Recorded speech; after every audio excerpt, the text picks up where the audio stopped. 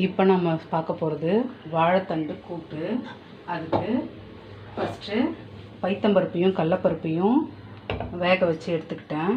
அதுக்கப்புறம் வாழைத்தண்டை க்ளீன் பண்ணி அதையும் போட்டு அரைச்சி வேக வச்சு எடுத்தாச்சு. அரைஞ்சதுக்கப்புறம் மொத்தத்தையும் போட்டு நான் அதில் விசில் வச்சு எடுத்துட்டேன். இதிலே வெங்காயம் தக்காளி எல்லாமே போட்டேன்.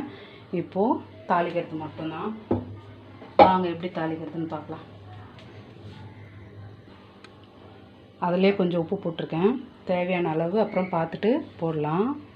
சேனலை லைக் பண்ணுங்கள், சப்ஸ்கிரைப் பண்ணுங்கள். ஆயில் ஊற்றிக்கலாம்.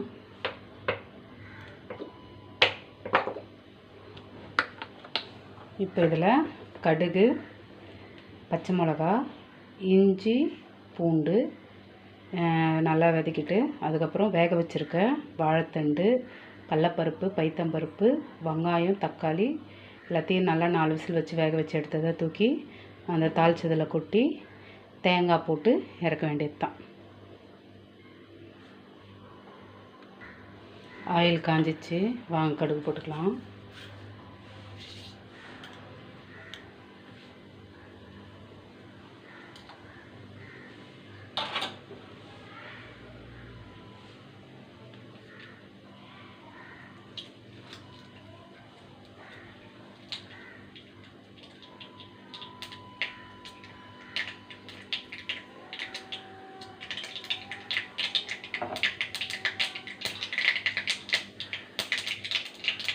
பச்சை மிளகாய் போட்டுக்கலாம்.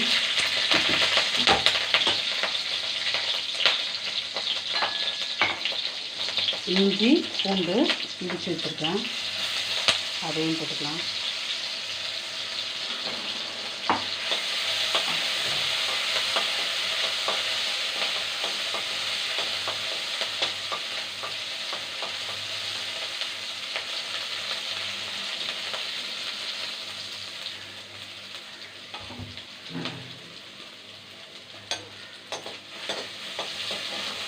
அவ்வளோதான்.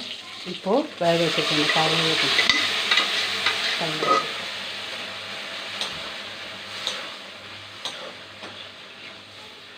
இது அப்படியே வெறும் பருப்பு போட்டது அப்படியேவும் சாப்பிட்லாம். என்கிட்ட தேங்காய் இருக்குது, அதனால் தேங்காய் போடுறேன்.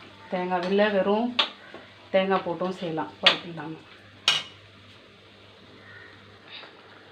உப்பு கம்மியாக இருக்குது, அதனால் கொஞ்சம் உப்பு போட்டுக்கலாம்.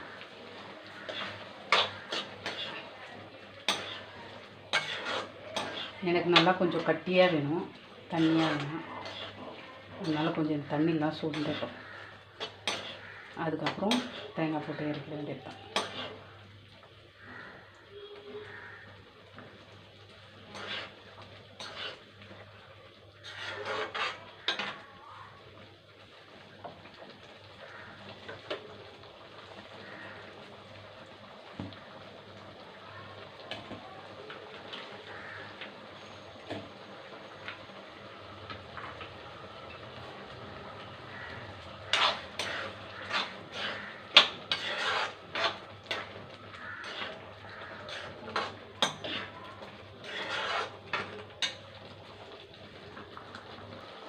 அவ்வளோதான், தேங்காய் போட்டு இறக்கிடலாம்.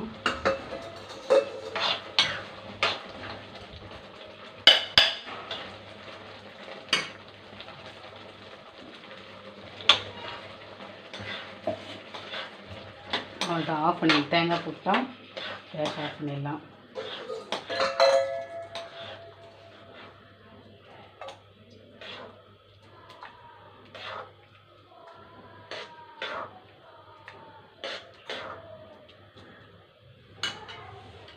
சேனலை லைக் பண்ணுங்கள், சப்ஸ்கிரைப் பண்ணுங்கள். தேங்க்யூ.